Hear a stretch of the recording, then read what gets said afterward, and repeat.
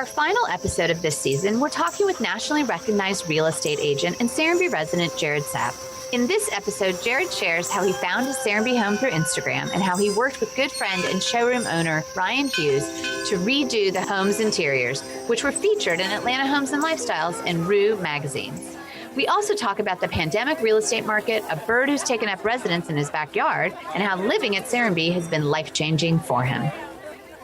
It's just been really like a refuge or haven because I can come down like a lot of people do from a stressful day, and really the moment I turn in, and it's been this way since the first time we visited, when you come into the main entrance, Selborne Lane, it's just like your stress level drops and it keeps dropping and dropping, and I don't know, it's just fantastic.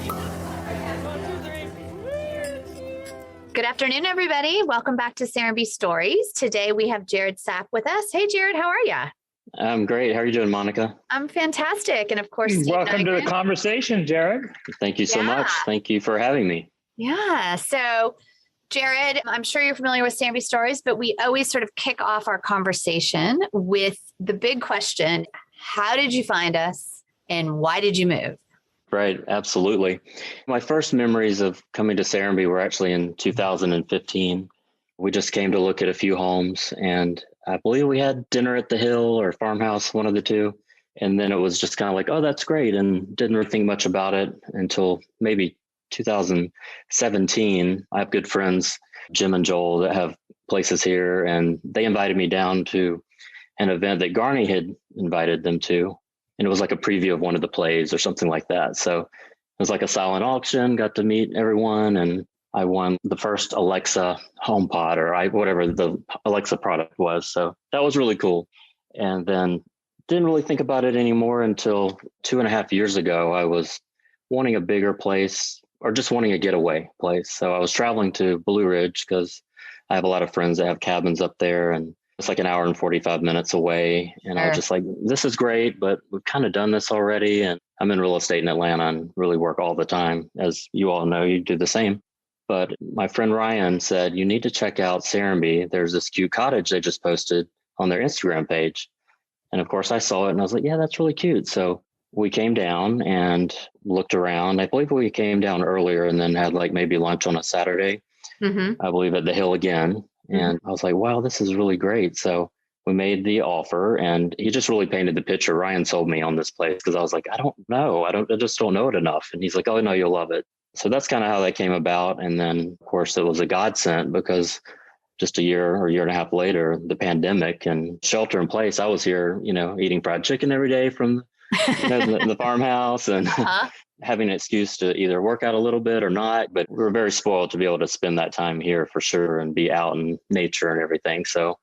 And at that point, had Ryan bought his place or what was Ryan's connection? Did he just know it because he has a showroom? And so we're talking about Ryan Hughes, who has a showroom. Ryan Hughes, yes. Art Hughes. Yeah. He's just always been really into real estate and has followed you guys and been obsessed with everything here. And he introduced me to it really. And I feel the same way now. But the main driving force too was just having somewhere that I could escape the busy hustle and bustle of Atlanta, but only be 45 minutes away. So could come down, in the afternoon, have dinner, and be back at 8 or 9 a.m. in the morning if I need to. So not like a big haul to Highlands, North Carolina or somewhere like that. And this is more my speed too. And that's what some people say, they can have guests from Atlanta for dinner. And it doesn't mean you're going to spend the night. Right. It's close enough. Exactly. It is an option, but not, we're a lot of second homes. It's a weekend or nothing. Right. Sure. You better make up the guest room. Right. Exactly.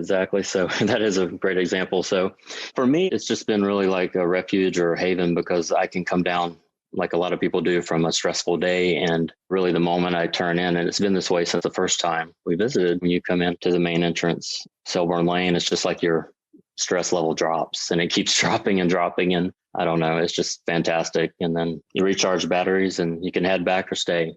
Yeah, it is interesting how that happens. And you hear that a lot from people. And I feel the same way. And I don't know if it's the trees or just the knowledge that you're coming into this space. Right. So Ryan is my best friend in Atlanta. And he, I think, came down and enjoyed seeing my place. He had sold his place in Atlanta and was looking for a lot to build on, which was going to take forever. And then basically we found this house, and it had already started a little bit, but still a time where it was just at framing, I believe, or almost at framing. And so Ryan could pick out all of his finishes as well. And you're referencing because you're in Ryan's house doing. Right. I'm in Ryan's house now because there's some workers at my house, which is just a few houses away. So Ryan owns a showroom in Atlanta, and he was so kind to do all the interior design on my place, which looks awesome. And y'all published some great things about that as well. So Atlanta Homes and Lifestyles magazine did the original story on your house, which is gorgeous. And so we're actually repurposing a lot of those images and the content in our newspaper, the Serenbe Hamlet, which will come out in a few weeks. And it's stunning. So tell us a little bit about that. Was Ryan driving everything, or what things did you really have to have in the house? Ryan gets everything exactly right, and you appreciate that. So he basically said that I didn't need to have any say in it and just to let him do his thing. And Stephen, that works with him as well, helped out. And I just told him I just don't want a lot of like mustard yellows or orange. And so I ended up with a house with lots of those colors installed. So, and I love it. So it was funny. Since living here, I put in a very small spool, Flynn, that does the pools in the neighborhood, put that in, and it's part spa, part pool. And that's really awesome. So I've maxed out my smaller 1,400 square foot home basically here. Fantastic. And would love to get a bigger place one day here, but I really enjoy it now. And I'm on Anders South, which sits on the medicinal garden, which is really, I'm so thankful I was fortunate to get that spot, because you look out the front and you're on a meadow and walk out the front door and you can pick fresh mint and blueberries, different herbs. You can hang out and see the sunset and the butterfly bushes. The butterflies flock there, and it's quite amazing. It really is, just to see that much nature. And as of recently, I've had a pigeon that has taken up residency on my back porch on the back light, and he perches up there. My neighbors have named him Sinatra.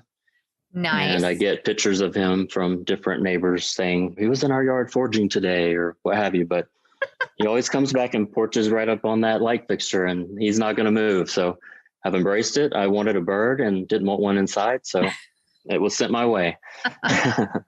Amazing. You set intent. It can happen, right? Right, exactly. Small or large. Yeah, exactly. Yeah. And ever since I've had a place here, I've been able to really share with clients in Atlanta how much I love it down here. So I think that sold my neighbor a couple of doors down. I had their house for sale in Atlanta, and they bought a smaller place here with Garney.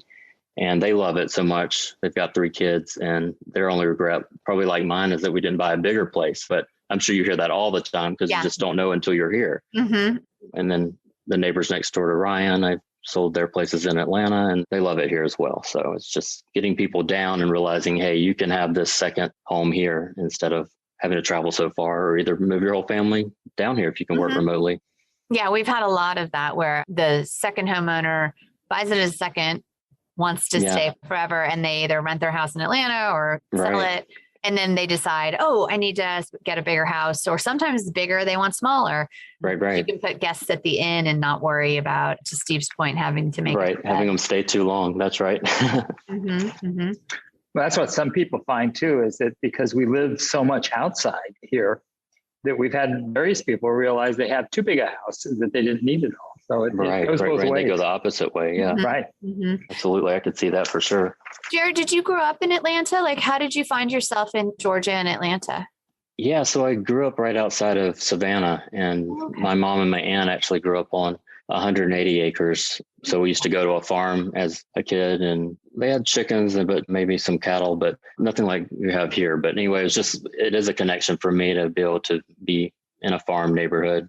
And yet not have to spend all day yet taking care of animals. Maybe one day I'll volunteer to do that here. Just the pigeons. Just the pigeons. And then I went to school in Athens and studied consumer journalism and advertising at University of Georgia, and have been in real estate for 21 years in Atlanta. And during shelter in place, I did an online negotiation mastery class that I was accepted to at Harvard. It was like 6 weeks. So interesting. Tell me about that. It's basically, you'd be presented modules by different professors, and basically problem solving and negotiating through uncertainty. So Nice. I just couldn't sit still every day. So it was just a few hours a day. So that was great. How were you feeling when the pandemic hit? I mean, I know that you're a very successful real estate agent in the Atlanta market and clearly helping us, sending people down our way, which we always appreciate. But when it first hit, what was going through your mind and your team's mind? Because I know we thought, oh gosh, what if we never sell anything? Absolutely. Because I worked through the 0809 market and I was just not anticipating being busy. I was already starting to look for places to rent in Costa Rica, like a little tent or somewhere, because I was like, I may never work again. I don't know what's going to happen.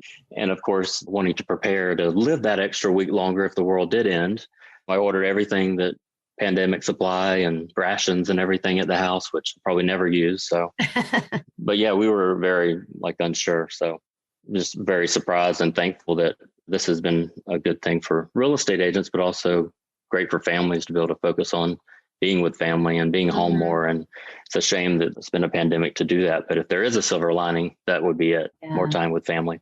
Yeah. What's the market look like up in Atlanta right now? It's still very busy. Yeah. Gangbusters. Gangbusters, really. I mean, it's amazing when we have a coming soon listing or hear of one coming up that hits the market and there's like 10 buyers that have been waiting in the wings for this. It's just unbelievable. But definitely buyers want to do less work because of the uncertainty of being able to get workers or supply chain. So they're more apt to either want to sell there, buy something new here, or buy something more renovated. So that's kind of the draw. Yeah, that makes perfect sense that they want something kind of finished. They don't want to pick something up that they're going to have to do a ton of work on because it's trying to get people to do the work, or obviously there's been all sorts of interesting shortages from paper to aluminum to, I think we were saying the other day, we were trying to get mattresses for a new wellness retreat. There was a foam shortage. Wild. Right. It's really unbelievable. So, and especially if you're a single person or just someone that's not working with a builder to even order appliances, that can be further out. So it's a great advantage to consider buying new right now, and I think we're trying to get stuff out of the ground as fast as we can, but that. Been super busy. I know. It's so amazing. I love it. Yeah, I feel like we wish it would stop raining so much. I know. You get a full week of rain here. But our flowers love it, though. Yes, yeah, definitely. So tell me, you did this course on negotiations, which is super cool. And I'm sure that helped you out with the real estate industry. What else are you doing in your free time? I know you love to get outdoors, but tell us a little bit about that. Yeah, sure. Absolutely. So I'm trying to get down here more. I've been starting back doing Pilates with Dr. Julie Lord here. Yeah. And I'm going to start working out a few days a week with Dylan at the gym at Motto. So get back in that health thing, the shelter in place was an excuse to kind of we'll hang out or not work out. But the good thing is at Serenbe, you have so many things you can do. Like I'm literally a short walk to the waterfall and all the trails around. And I've got my friend Tina that moved here from Atlanta that lives just down the way here. So we can go on walks and hang out. And she helps me check out my bird too, Mr. Sinatra. So it's just a lot of great things. You can buy a bike. I bought a bike from the bike shop. Mm-hmm. I have to admit, I rode it home from the bike shop and have not been back on it, but my goal is to get back on it. Did you get an electric or did you get just a regular? No, just a regular, kind of a dirt bike, but I'd like one of those electric ones. I've seen those around at Hamlin when I'm grabbing a gift for a client or something on the way out. Mm-hmm. We were saying they were all lined up at the hill the other night. All the bikes, I don't know what the style is that Hamlin sells. And, sure. They were all up in the bar and they were saying that they're the Motto biker gang. Oh yeah, the Motto. I love that. You got to join. Right. And then maybe they can have their own race, like the big wheel race that Hamlin puts on. Definitely. So I know that you also have a place up in one of the condos in Atlanta. Tell us what's going on with the condo market. I feel like there's just cranes everywhere up there. Yes. Is it still happening? Can we absorb more condos in this market, or are we just, people are moving in still to the market? Sure. I think a lot of people are moving in, and basically condo sales slowed down during shelter in place and pandemic because people were a little bit nervous to get on elevators and things like that. Really wanted to be outside and not be stuck inside, especially if a condo didn't have a balcony or something like that. But those condo sales have improved for sure. There's a ton of inventory in Midtown, which is where I live at the moment. But my primary focus is Morningside, Virginia Highland And that market has just been off the charts, just still really slammed and busy. So just timelines on new builds have gone from a year to almost a year and a half to 2 years, depending on supply chain and not knowing what to quote for houses. It could fluctuate 100,000 here or there, depending on what's going on with not just timber, but other supplies or factories, mills. Yeah, our builders have been, and I completely understand, really haven't wanted or feel comfortable pricing anything until almost sheetrock, right? Sure, absolutely, yeah. Which is hard for buyers saying, yes, I want it, but I don't know what it's going to cost. Sure. They're like, oh my gosh, I better wait. Right. But it's really exciting. And it's been fun to see people like yourself come down and spend more time here and really appreciate nature and the connection. Because even the pigeon, right, seems so silly, but that connection to animals really does something for you. It does. Yeah, absolutely. And like grounding your feet, walking even barefoot in the backyard, and just really recentering yourself it's priceless. It's changed my life for sure. Just being able to have that moment. And it doesn't take very long to get recharged. Definitely. And especially when my friends come down, they've either heard of Serenbe or not sure. And they come here and they're like, oh my gosh, how do you leave? I'm like, it is hard sometimes. Yeah. I guess because I know I can always come back. That's true. That's a good point. But yeah, absolutely. And we'll keep adding things, so it makes it harder and harder, right? I know. Exactly. This would be, and my plan is to always have a place here, maybe even retire here. I mean, I can't imagine going anywhere else. So, yeah. Steve, you want to share some of the upcoming things with Jared? I don't know how up to date you are with Steve does these really wonderful walks for the residents. Yes. I need on to Saturdays, join you recently. maybe. Yeah. Okay. Yeah. I know I'd like to, because I've seen different land cleared and I love to know what's going on. Yeah. A lot happening. Yeah. Well, and across the street from you over on Lupo Loop is the next thing coming out of the works. Yeah. Okay. Near the swim club down there. Well, next to the swim club is going to be the school. Acton Academy is building. Okay. Right Great. there. Yeah. Fantastic. And then that road is connecting straight over to the inn. Oh, wow. So you'll come through the pasture, and it's going to be just a beautiful drive from the inn through the pastures and drop down into the fantastic. Area where the pool is and the school campus. On Prom Field. Yeah. Prom Field. Yeah. Fantastic. And then down through Motto at the end, isn't there some development happening there now? Or is that still secret? So, I don't know. Well, no. So that is the overlook. Okay. And so that's going to be 40 houses on an overlook hill overlooking Cedar Creek as it curls. Wow. And we'll be putting a bridge in there that then goes across. And those are our first houses actually on the Coweta side. So we're sitting right here on South Fulton, North Coweta line. And so right. That will be our first houses actually available on that side. So that's going to be fun. Yeah. Will they be all different size lots? Or? That's right. They'll be all different sizes, heavily more bedrooms, more 3 and 4 bedrooms because of school and families. Sure. And then it'll be very public. They are annexing additional land in, which will be a southern entrance to Serenbe. Okay, great. And so that's section, that Hamlin will be called what, Spella, or is that's Spella? That's right. Okay, so great. That will come through Spella, and they're just in the midst of clearing the hillside, which will eventually be the 4-acre Victorian Park. Oh wow, fantastic! Yeah, that will be all walkable. That section, right? Oh, or totally. bikeable, I mean, everything's walkable, bikeable, and the Victorian Park. It's going to be focused on play for all ages, and fantastic. One of the hills is one of the tallest elevations in Serenbe. We're going to do some sort of a wood tower that still hasn't been designed. And it will have a zip line down to the wine bar and coffee house that are in containers built into the side of the hill. So it's a lot more fun things are happening. I love that. A little hidden coffee wine shop. I love it. Yeah. Wine bar. Yeah. So you can build your larger house and overlook. Right. Exactly. And take those trails. And the zip line.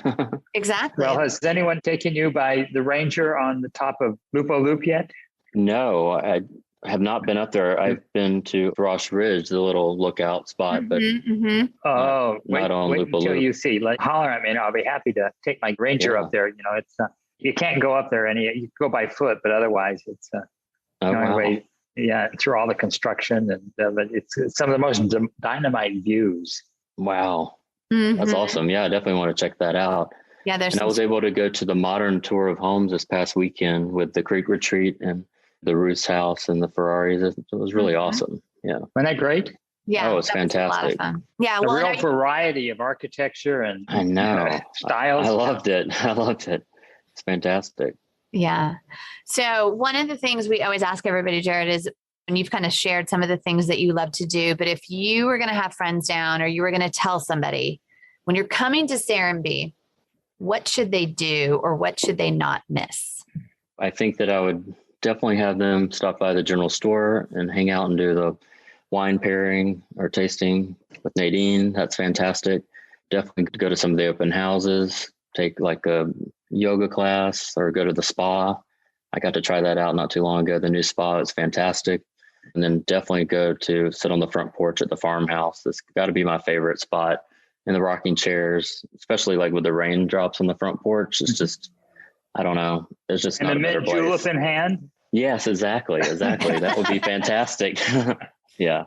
That would be the spot to do. And, as you leave, definitely stop by all the stores and grab a nice bottle of wine from the wine shop. And I think that would be pretty awesome. And then if someone likes animals or has kids, definitely the little petting zoo farm and check out the chickens and sit in that meadow. And during shelter in place, we hung out on those benches, like my friends, because we were sitting far apart. And this was like the first week we heard about it. And we probably were like not even able to be in danger, but we sat so far apart. But it was like so cool to look out and see everything happening with the farmhouse behind us and the inn onto that meadow. It's just gorgeous. And to see the horses too.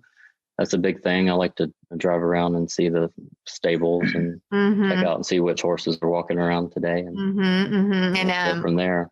I was up a lot of times up at the inn when you stay or go have lunch or dinner up there.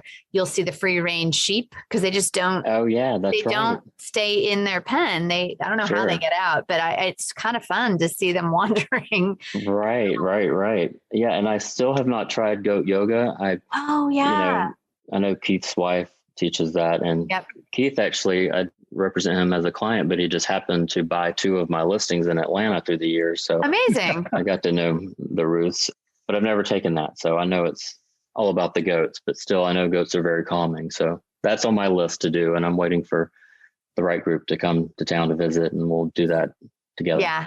I think saving that experience. Exactly. Maybe it's going to get cool. And I think the goats get a season off, right? Oh, nice. Come back in spring. Take a break. Yeah, exactly. They get a little time off. And so, Jared, you toured this weekend. So you saw the portal building, the white portal building on the pond. Yes. And Geopond. And so so that's set up for like a friends retreat, corporate retreats, health retreats. And you can book 2 to 3 days and include a whole programming like the goat yoga and trail riding and massages. And so that's what we're setting that whole thing up for. So. Sure. Yeah. When I was in there touring, I was thinking I should bring my real estate team down here and we could have like a team building weekend, check out everything, definitely like book spa treatments or yoga, just be all together basically. And I believe you can have chefs come in. Is that right? Or That's right. There's a lock-off chef's kitchen, so they can set that all up and really have one of those kind of luxury retreat kind of ideas. Sure. And it's all in walking distance to everything right there. The gym, yoga, juice, Halsa. The whole thing. Bamboo juice. I love that place. Isn't it great? Oh yeah, it's fantastic. You can see what I'm drinking during our. Oh yeah, he's holding up a bamboo juice right now. Yes. I love it. Well, I have one that has water in it, but it was bamboo juice at one time. I've recycled. Well, Jared, is there anything else you want to share with us? Any exciting news that you have that I haven't covered? I'm excited for the holidays and putting up a lot of decorations and having family down for probably Thanksgiving here. And then I'll go see them for Christmas. Nice. But yeah, it's just lots of great things, lots of great activities and the most amazing neighbors. So I love coming down. Well, we love having you as our neighbor and appreciate all you do to share the story and open up your house. Well, I appreciate everything you all do to make this place what it is and create the experience. Well, it's the people that make the fabric that really make it happen. So we really appreciate you being part of that tapestry of people. I'm very thankful for sure for the opportunity. Absolutely. All right. Well, thank you so much, Jared, and we'll see you on the streets. Sounds good. Thank you, Steve and Monica. Appreciate it. Talk to you later. Thank you for listening to this episode in Season 6 of Serenbe Stories. You can subscribe to hear future seasons anywhere you listen to podcasts. And while you're subscribing, please give us a 5-star rating and don't forget to give us a review. And we'll be back in 2022.